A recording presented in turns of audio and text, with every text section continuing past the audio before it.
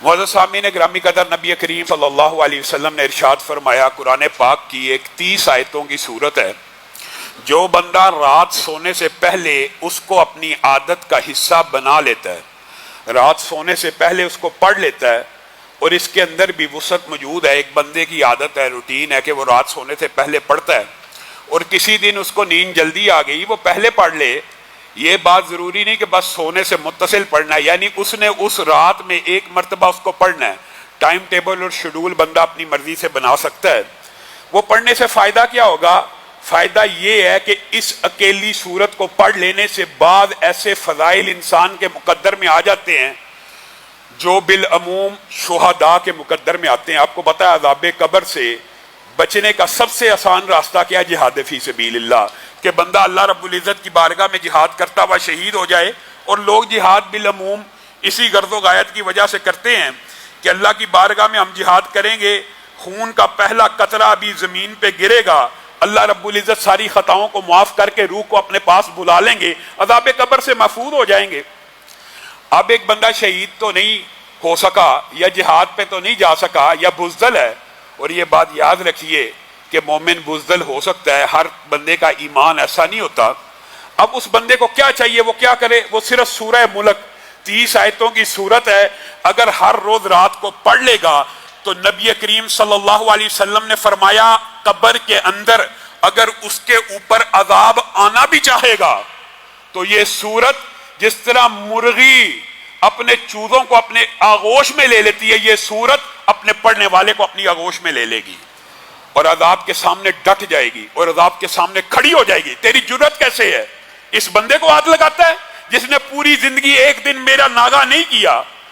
और मैं आपको एक वाकया बतलाता हूं, मुस्तनद और सिका वाकया। डॉक्टर ने, बाद लोग जिनकी आदत पुख्ता होती है ना सूरह मुल्क पढ़ने की, याद भी ना हो, याद भी नहीं है, डॉक्टर ने हमें यह बात बतलाई है कि कई मरतबा नज़ा के आलम में हमने ऐसे बंदे की जुबान से जो कोमे के अंदर मौजूद है सूरत मुल्क की तिलावत जारी होते हुए देखी है। हालांकि वो हाफिज भी नहीं था, लेकिन अल्लाह ताला को भी बंदे के ऊपर रहम आ जाता है।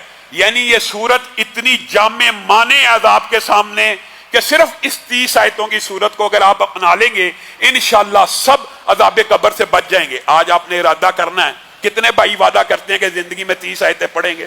भाइयों 30 आयतें पढ़ना क्या मुश्किल है। आज के बाद सूरह मुल्क की तिलावत अपनी जिंदगी में जारी कीजिए।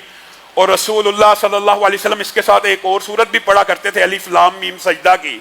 और रसूलुल्लाह की जिंदगी में कोई रात ऐसी नहीं आई कि रसूलुल्लाह ने इन दोनों सूरतों के बगैर रात को बसर किया हो। और मेरे भाइयों बहुत से सवालात असर की नशिस्त में भी हुए, उनमें से बाज़ का जवाब मैं देता हूँ। लोग बहुत से मसाइल के बारे में बहुत सी आयतें पूछते हैं। एक आयत जो दुश्मनों के लिए, किसी ऐसे दुश्मन का जब पे आप हक पे हो और वो आपका हक गसब कर रहा हो, दुश्मन से मुराद ये नहीं कि कुफार और यहूद और नसारा ही हो, मुराद ये आप किसी इदारे में काम करते हैं, आप किसी इंस्टीट्यूशन में काम करते हैं, उसका बॉस आपके खिलाफ हो गया, तो उसके लिए वजीफा अक्सर लोग पूछते हैं। तो कुरान पाक की एक आयत है जिससे ये वजीफा मुस्तार है, रब्बी अन्नी और रब्बी इन्नी दोनों पढ़ सकते हैं। रब्बी इन्नी मगलूबुन फंतसिर, रब्बी इन्नी मगलूबुन फंतसिर। और इसके साथ जो हदीस और असलाफ के रिवायत साबित है वो ये है, अल्लाहुम्मा इन्ना नजअलुका फी नुहूरिहिम व नऊदु बिका मिन शुरूरिहिम। ये भी वजीफा आपने याद करना है, या ये याद कर लें, अल्लाहुम्मा कफीनीहिम बिमा शिअत, जैसे आप चाहें अल्लाह हमें इसके शर से बचा लें। इन वज़ाइफ को पढ़ लेने से, और अदद की बात दोबारा आपको कहूँगा कि 313 मरतबा कोई भी वजीफा अगर आप शुरू करें नमाज के बाद, फ़र्ज़ नमाज के बाद 313 मरतबा पढ़ा करें। इसी तरह